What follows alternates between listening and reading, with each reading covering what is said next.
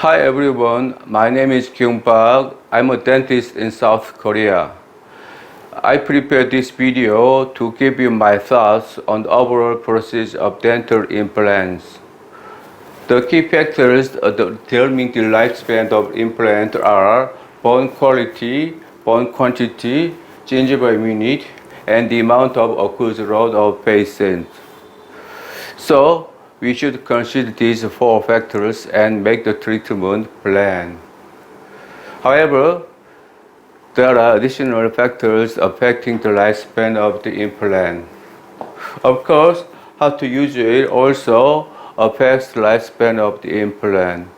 For example, if the patient never mind chewing hard and tough food for a long time and likes to bite strong, and also have the occlusal habit of clenching or overnight bruxism or unilateral mastication, etc. If so, they cannot use it for a long time.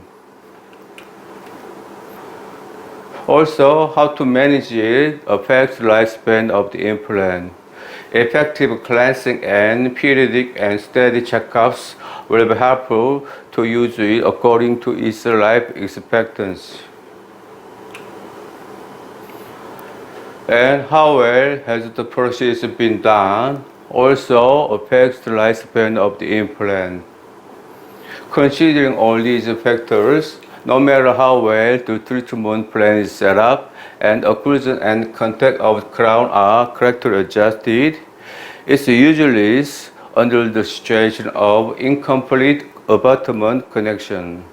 So, for the complete abutment connection, the fixture should be adequately planted and gingival healing after integration should be prepared properly. To be more specific about the proper procedure is as follows. Among them, the most critical steps of implant process are gingival healing and abutment connection. It's because the gingival healing for the abutment connection should be done by the flap start technique to reduce the possibility of peri-implantitis, and abutment should be connected completely to reduce the possibility of screw loosening, fracture of fixture or abutment. So, in order to get these two steps right down, first we have to plant the fixture to the proper depth. Once these three steps are correctly done, the remaining steps are pretty easily done. However, it's really difficult to perform these three steps right. Therefore, how to get these two steps done correctly becomes the factor determining the lifespan of the implant actually.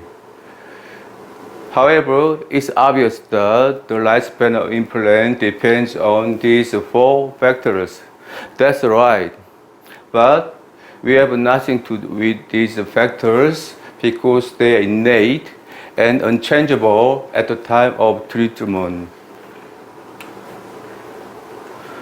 So, in a way, the lifespan of implant is already set, and if we perform these three factors successfully, it will allow us to use implant to its life expectancy. However, these two factors depend on the patient. So, as a dentist, what's left to us is to get these two steps right down. Of course, there are additional parts the dentist can do. For example, we can plant additional fixtures at the mole area where we need more fixation power, or performing maxillary sinus bone graft, or try to get the maximum fixation power by drilling differently according to the bone quality. But these are carried out on special occasions, not general. In general situations, additional things the dentist can do is to choose which type of fixture is appropriate for us to perform these two steps properly. In other words, to make it possible to use implant as long as possible, the actual thing the dentist can do is to make a selection of type of fixture that is appropriate for the longest lifespan after considering these four factors. And at the same time, which time is easy for us to perform these steps right. It's because it's really difficult to perform these steps properly. No matter how well we choose the fixture to be planted, it's usually if the process goes wrong. So these two are very closely related. So now let's think about selection of fixture based on how well we can do these steps.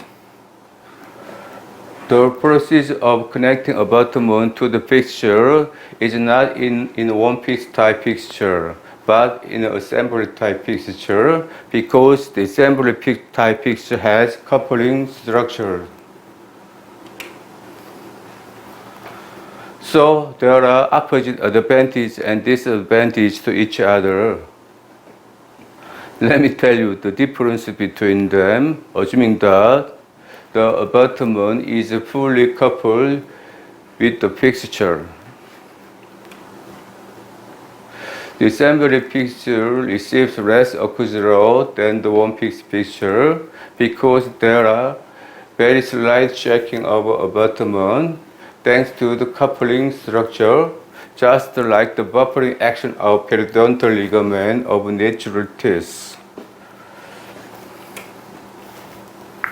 On the other hand, one-piece fixture is subject to all the occlusal load. Anyway, thanks to the buffering action of the coupling structure, the assembly fixture can withstand just appropriate size of occlusal load, better than the one-piece fixture. But strictly speaking, the fixation power itself is not greater than that of one-piece fixture. However, consequently, it's possible to say there is difference of fixation power between them, and appropriate means that the amount of occlusion of the patient is not that large. But the buffering action is only until the boundary wall of the assembly fixture is stretched outside. If the occlusal load is large beyond the appropriate level, the boundary wall may be extended in a short period of time. And even if the occlusal load is appropriate, it will be extended after a long period of use. And it appears fast as the diameter of fixture gets small in both cases. The boundary wall of assembly fixture is stretched easily because even if the diameter is 4 millimeters, the boundary wall is thin enough to be only 0.5 millimeters in the internal coupling type. For this reason, I prefer external coupling type. Once the boundary wall is stretched, the abutment shakes more, the screw loosens, and even though we tighten again, the screw loosens again, the abut shakes more loudly, and it repeats. Then the screw fixture or abutment is eventually broken and accompanied by gingival inflammation. It's called the problems of coupling structure. And the larger the occlusal load, the faster it appears. And also, the smaller diameter is, the faster it appears.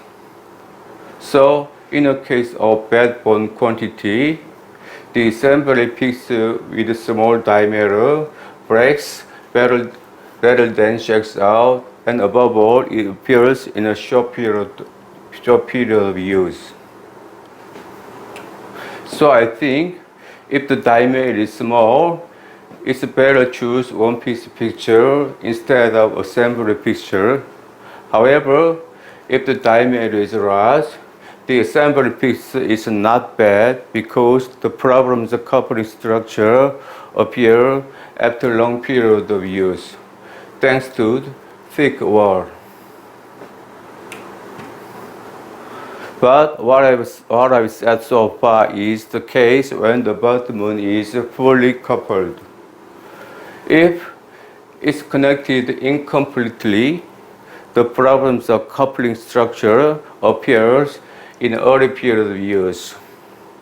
Vice versa, it happens even though the diameter is large and the boundary wall is not stretched. This is a wrong procedure. So let me tell you why it's hard to have the abutment fully coupled in the assembly fixture.